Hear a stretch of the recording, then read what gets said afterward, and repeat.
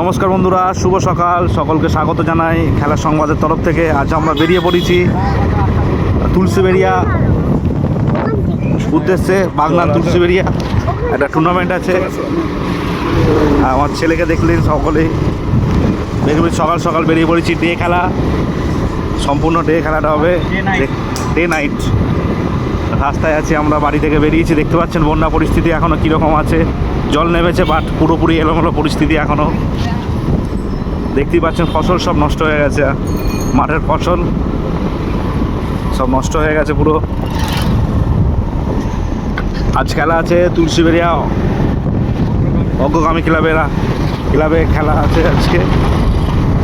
তো তার উদ্দেশ্যে রওনা দিয়েছি, বাড়ি থেকে জাস্ট বেরিয়েছি আমরা। সকলে আশা করি ভালো আছেন, সঙ্গে থাকুন আমাদের সঙ্গে সকলে। খেলা হবে ভালো খেলা। এই আমরা পার হচ্ছি হাওড়া হুগলির বর্ডার, সেই বাঁধ হাওড়া হুগলি থেকে আমরা এতক্ষণ হুগলিতে ছিলাম, হাওড়ায় পদার্পণ করলাম। দেখতে পাচ্ছেন কি অবস্থা হয়েছিল রাস্তা, পুরো রাস্তা ভেঙে গিয়েছিলো।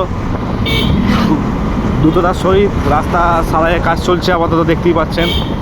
বাঁ দিকে আমার বাম প্রান্তে দেখুন, রাস্তা কাজ চলছে, খুব দ্রুততার সহিত কাজ হচ্ছে রাস্তার। এই জায়গার নাম হচ্ছে পাঁচারুল।